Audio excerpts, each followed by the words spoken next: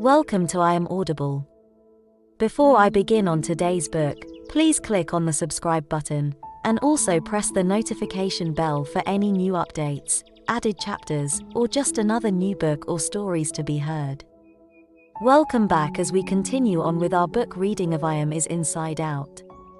In today's chapter 6, it is about Embrace the Climb, from stress to deepening, unveiling the power within. So, let's begin.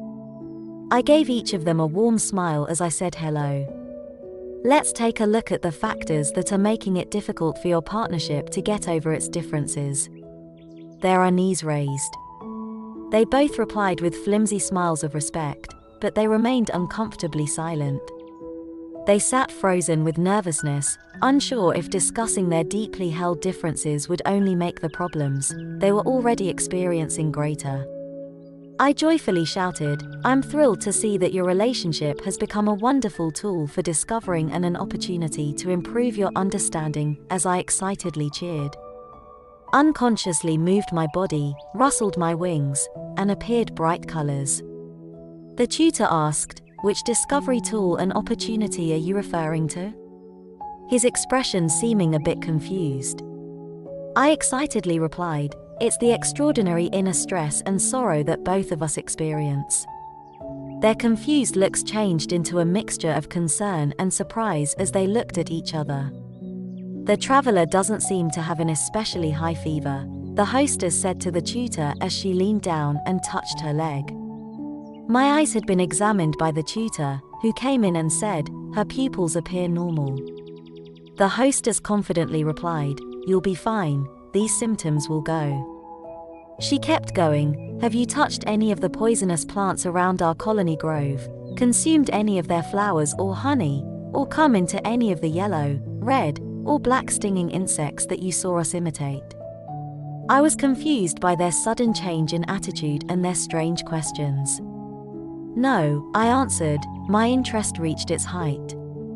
The tutor made the hostess the following suggestion: perhaps she consumed something poisoned by stinger insect droppings that hadn't been completely washed away by rain. I raised my head. "I haven't eaten anything from this part of the world." "Why the worries?" The hostess stated, "Our colony forest and walkways are surrounded by thorn-bearing plants and stinger insects that depend on them for food. This structure keeps land creatures out of our forests so they can't eat the fruit of our trees or destroy our homes and roads. A creature may have mental and emotional effects, as well as illusions, if they accidentally eat any portion of the nearby vegetation, get wounded by their thorns, come into contact with the insects that eat them, or come into contact with their droppings. It appears that you may have been discovered. Fortunately, it only has temporary effects. By morning, you expect to feel fine enough to continue traveling." The guide came to our attention that the traveler had mentioned not feeding. When I turned to face her, the hostess softly touched my knee in comfort and asked about my most recent meal. She helped me, acknowledging the strenuous day I had just had, and saying that maybe all I needed was some food, a glass of water, and a peaceful snooze. I stated with confidence that I felt mentally sharp and wasn't very hungry. I then humorously questioned why they were suddenly worried, suggesting that maybe I was experiencing an unnoticed rash. The tutor noted that they had been taken away by my passionate movements and happiness as I explained the tension and discomfort in our relationship. They thought my response was odd and not the normal one. I asked if they believed my enjoyment was a result of their worry and pain. The hostess showed this, recalling times in which people had deliberately enjoyed someone else's pain, often during warnings by legend guardian teachers. She thought my happiness was odd, and because nothing else she was aware of was to blame for it, she put it down to illusions caused by infection. They were actually fortunate in this sense, I said as I quickly expressed that I had interesting knowledge regarding controlling stressed feelings. The hostess advised that I lie down after I said that they were blessed in their pain, while she humorously thought about seeing her own worry and nervousness as benefits. She noted that she and the colonists held distinct points of view, with stories promoting love and unity, while other colonists examined her in light of these principles because of her uniqueness. Despite this, she made it clear that she was dedicated to treating everyone with respect, even those who didn't return the favor. Although the hostess made a joke about it, Tutor could tell that she was actually upset by the memory of her contacts with rude colonists. She softly said, "I too hold those sections in high regard. It's nice that our shared respect for them brings us together," as she relaxed her palm on hostess' knees. "This was our first point of acceptance," so I said, "well expressed." With a smile, the hostess said, "Let's take a break to refresh our minds with some refreshments and snacks." She then got up from her seat. After a little absence from work, she came back carrying podcups of delicious goodies and freshly squeezed juice. I thanked them for the refreshments and went on. I hadn't expected that our light-hearted discussion would quickly turn into such serious topics. It's interesting that you have concerns about stress because they show a link to the part of yourself that is actively speaking. These difficult circumstances can provide special advice when properly understood and utilized, revealing important understandings of your inner goals and the barriers blocking them. Tutor, I continued, the legend keepers believe that the combination of faith, loyalty, and careful examination of the sacred passages given by the demidivine Eden Faerie messenger is the deepest path to gaining a deep understanding of the Creator. Experienced legend keepers also underline the importance of keeping to approved behaviors and carrying out the ancient rituals authorized by the previous keepers, I continued. But there is a visible lack of stress in their lessons. The keepers say that the Creator's outstanding love for us, placing us above all others, appears in the keeper's choice of us as the recipients of the wisdom of the esteemed Eden Faerie visitors. It appears that the teachings adored by the people of this colony put excessive reverence upon my type. Discussions might become more concerned with different views of life in Eden if I disclosed my identity as an Eden Faerie, rather than deep examinations of inner experiences and readings of legendary passages. Although I was truly controlled by the moods of the wind and flutterbees, many colonists may have taken pleasure in the situation to support their own heightened ideas in their sense of superiority by claiming that my appearance was a result of their good teachings and behavior. The colonists might go on trips to follow the paths of passing flutterbees to find my home planet if I confessed that I had followed one to Eden. Because of this, I decided to keep my story a secret. After all, knowing the place I came from in Eden was not absolutely necessary to achieve deeper communication and understanding through inside experiences. This was the message I was trying to get across. Personal experiences of stress disclose more than description of behaviors and rituals found in passages. The keepers maintain that anything beyond what is stated in our sacred passages remains intangible, much like the question, "What is the sound of drum pounders banging when there is nothing to pound?" the hostess added. I eagerly extended my hand and said, "The solution to this dilemma is quite simple. The noise of ideas one's mind creates when thinking about the potential sounds is the sound of drum pounders drumming without anything to pound." I turned my head a little. No one told me the answer. Simply put, I like solving puzzles, and none of the other fairies I know have come across this one. I found the answer by paying attention to my own mental processes. I'm constantly aware of my mind activities. The teacher replied with a smile, "Now that a solution to the keeper's previously thought to be unsolvable puzzle exists, they'll need to devise another puzzle that shows the unimaginable mysteries of our relationship with the Creator's intentions, a territory beyond the reach of knowledge." I rejected the idea that the relationship was unclear. I explained how I see stress as a warning indication that my views and objectives aren't quite right. Stress can sometimes inform me that I'm focusing on my selected viewpoints or results too much. Other times, I am aware that I'm presenting my beliefs as facts by presenting them as opinions.